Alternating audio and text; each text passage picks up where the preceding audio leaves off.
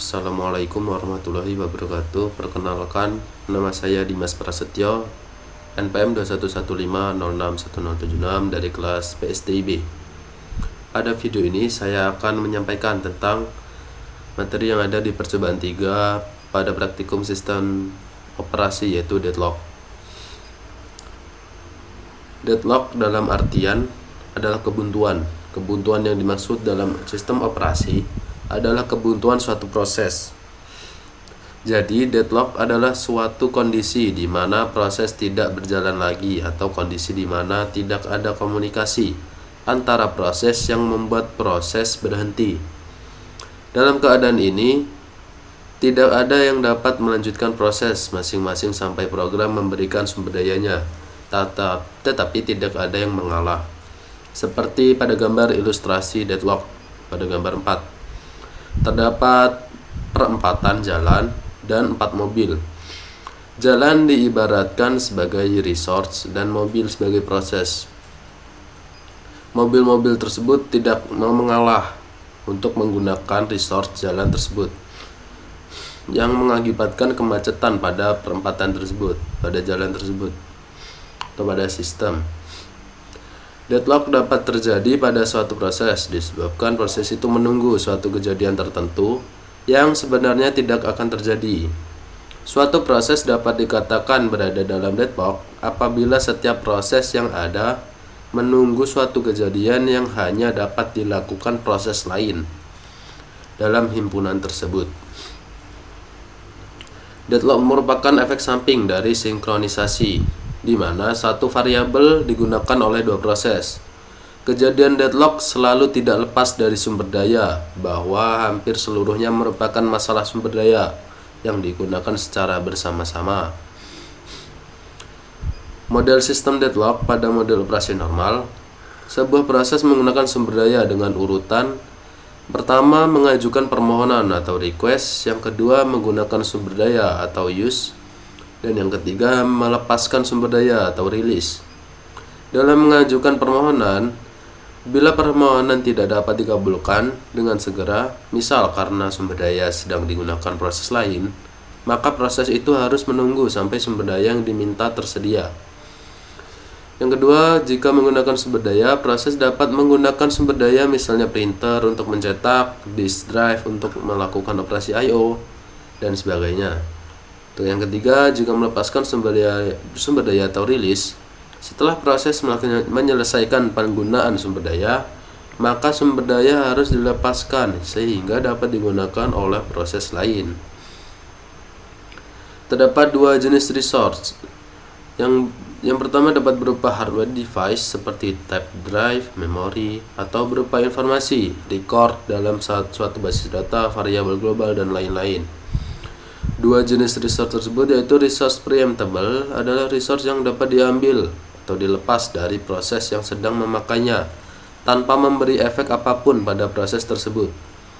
Yang kedua, terdapat resource non-preemptible adalah proses yang tidak dapat diambil dari proses yang sedang membawanya karena akan menimbulkan kegagalan komputasi. Resource jenis ini yang sering menyebabkan deadlock.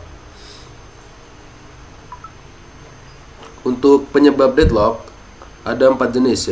Yang pertama yaitu mutual exclusion. Yang kedua terdapat whole and wait. Yang ketiga non-preemption condition, dan yang keempat ada circular wait condition. Untuk mutual exclusion, yakni hanya ada satu proses yang boleh memakai sumber daya, dan untuk proses lain harus menunggu sehingga sumber daya yang dipakai dilepaskan atau tidak ada proses memakai sumber daya. Yang kedua ada hold and wait, yaitu proses yang sedang memakai sumber daya meminta sumber daya lagi.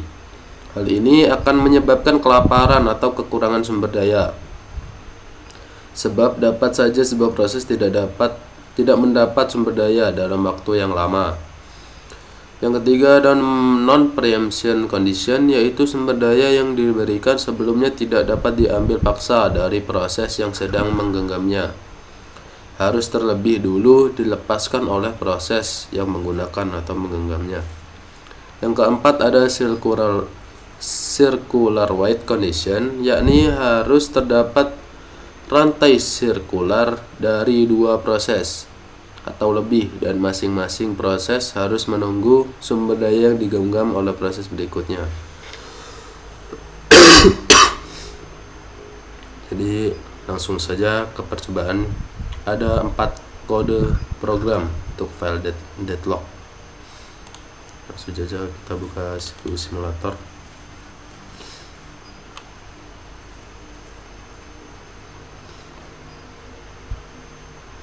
Lanjut dengan membuka CPU simulator, kemudian kita klik compiler. Karena di sini saya sudah save kodenya yang dari modul, kita langsung load saja. Itu compile, load in memory. Oke. Kode yang kedua,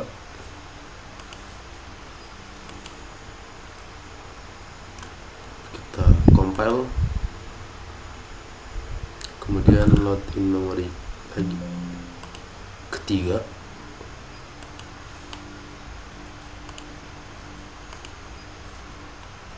compile,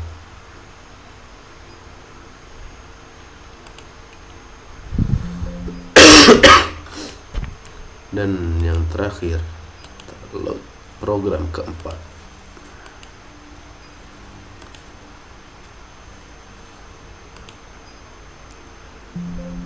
Oke, kemudian kita ke OS simulator.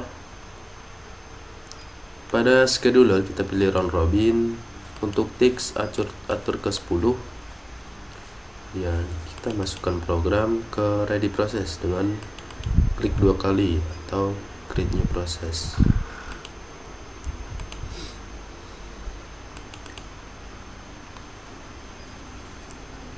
Kemudian kita atur phase pada 1. Start kita lihat.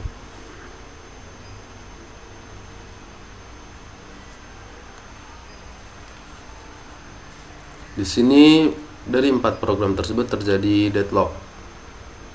Nih, terdapat warning process deadlock is detected. Di sini resource 2 menggunakan resource 2 pada proses kedua. Di sini masih menggunakan proses masing-masing atau resource masing-masing. Lalu pada R1 meminta resource ke R4.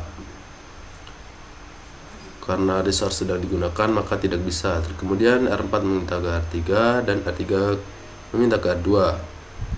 Lalu terjadilah deadlock. Untuk mengatasi deadlock, kita dapat merilis resource antara 4 ini, salah satunya saja bisa. Kita coba ke R1, kita rilis.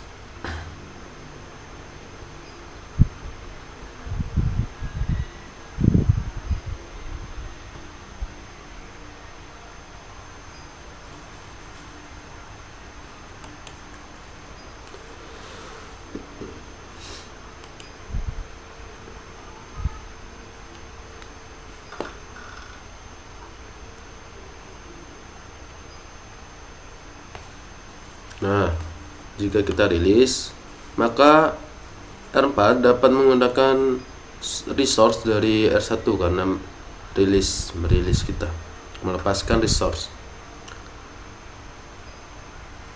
Lalu kita coba yang hold and wait. Kita close. Kita masukkan program lagi.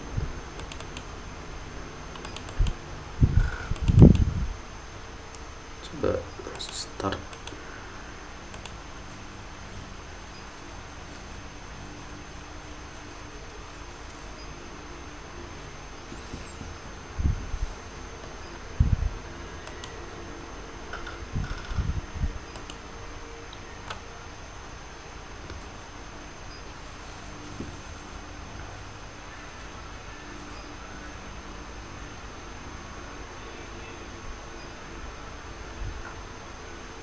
agak lumayan lama. Sabar.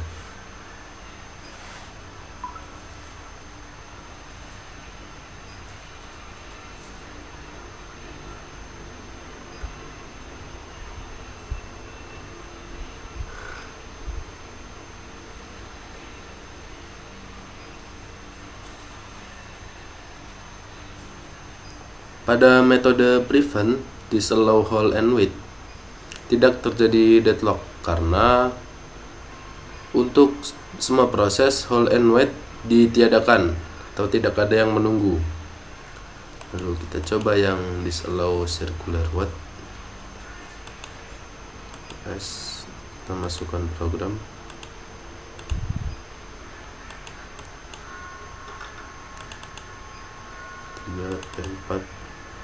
Kita start.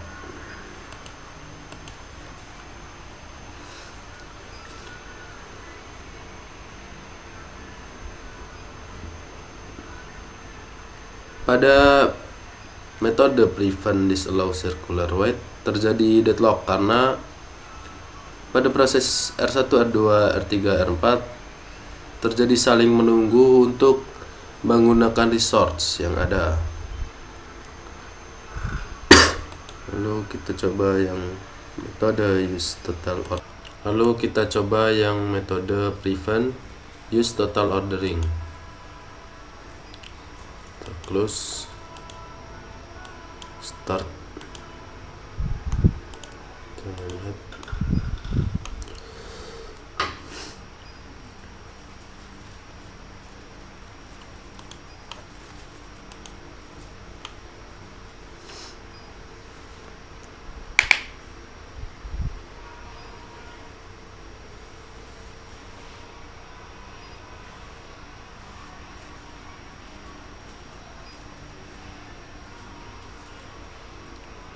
Agak sedikit lama, sabar.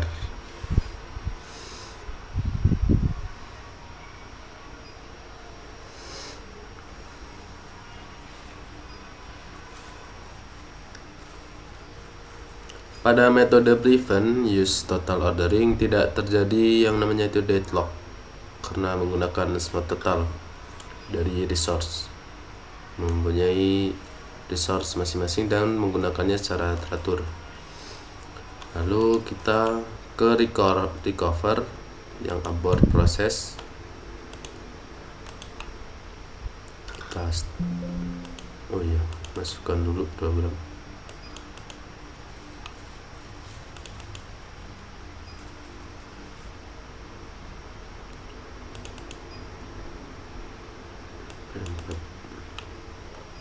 Kita start.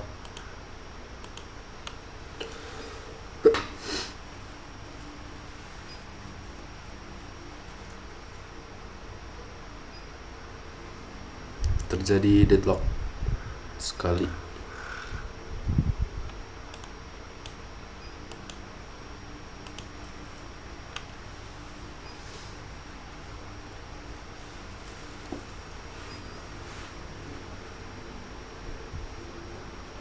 Ya, pada metode recover abort processes, kenapa terjadi deadlock sekali dan berlanjut secara lancar, tidak terjadi apa-apa? Karena pada abort processes, ketika ada proses yang mengalami deadlock, akan langsung abort atau digugurkan pada proses tersebut dan akan berjalan seperti tidak terjadi deadlock. Selanjutnya akan kita coba preempt resource. Kita masukkan program, jangan sampai lupa.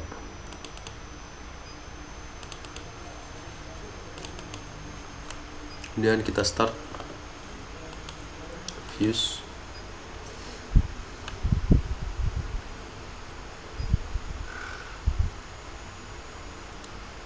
Terjadi deadlock juga pada R1, 3 dan R4 sekali saja.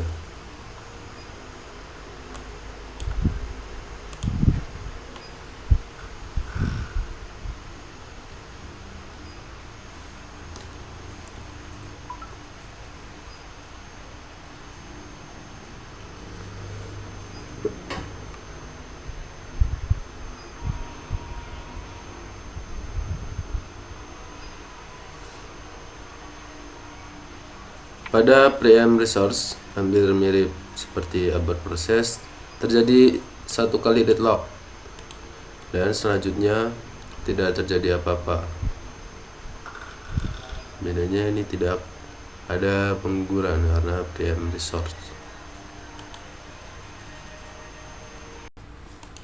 Selanjutnya saya akan menjelaskan tentang algoritma banker. Algoritma banker dikemukakan oleh Edgar W. Dijkstra untuk sebuah strategi menghindari dari deadlock. Terdapat contoh yang akan saya jelaskan di sini. Terdapat 5 proses. Yang pertama P0, P1, P2, P3 dan P4 dengan 3 resource, yaitu tipe A, tipe B dan tipe C. Resource tipe A terdapat 10 instance, B 5 instance dan C 7 instance. Pada tabel terdapat tabel allocation, max, available dan tabel need. Tabel allocation pada PO0 terdapat 010, P1 terdapat 200, P2 303, 302, P3 211, P4 002. Jadi pada tabel ini diibaratkan proses sebagai nasabah, sistem operasi sebagai banker, dan source ini sebagai sumbernya atau kebutuhannya.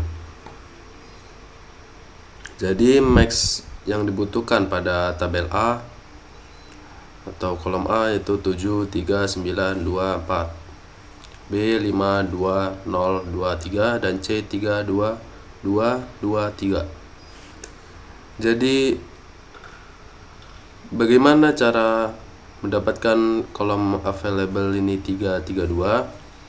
Jadi dari 10 instance ini tipe A dikurang yang sudah dialokasikan, yaitu 2 ditambah 3 ditambah 2, yaitu 7. Jadi 10 dikurang 7 menjadi available 3 untuk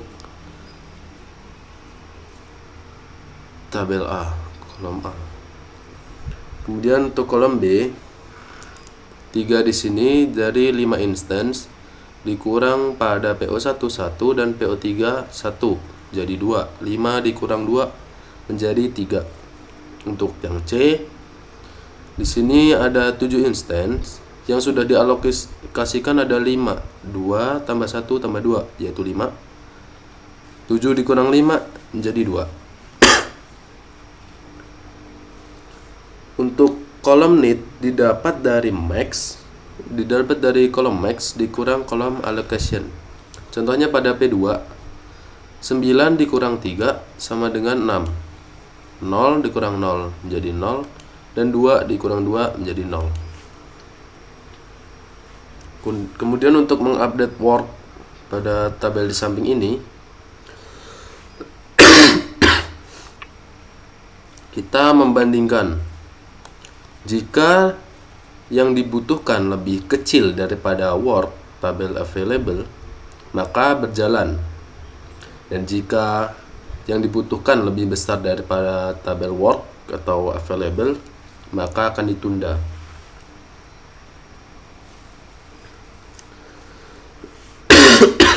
Contohnya di sini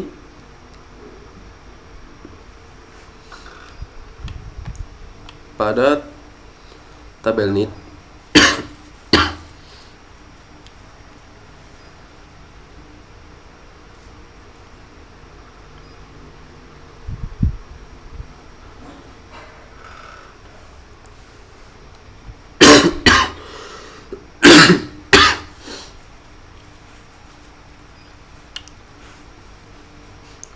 tujuh dengan 3, maka 7 lebih kecil daripada 3, tidak, maka akan bernilai false.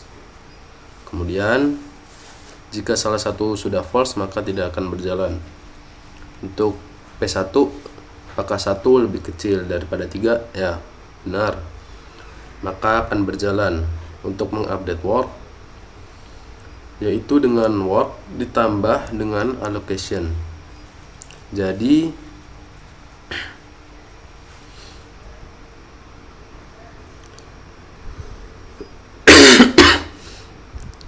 tiga ditambah dengan 2 menjadi 5.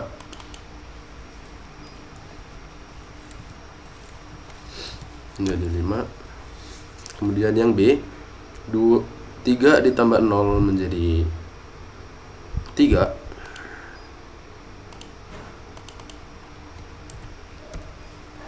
Dan yang C, 2 ditambah 0 menjadi 2.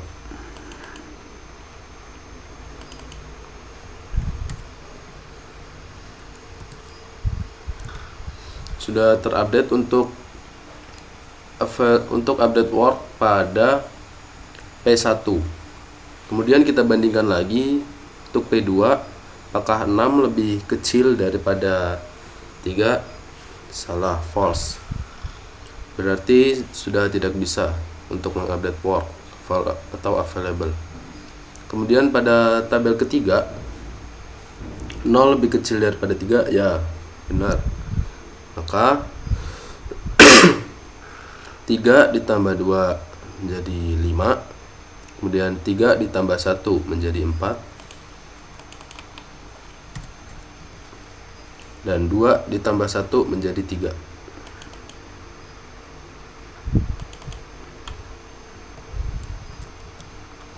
Kemudian pada P4, apakah 4 lebih kecil daripada 3? False, tidak. Maka tidak akan diupdate work pada tabel available. Sekian yang dapat saya sampaikan, kurang dan lebihnya saya mohon maaf. Saya akhiri. Wassalamualaikum warahmatullahi wabarakatuh.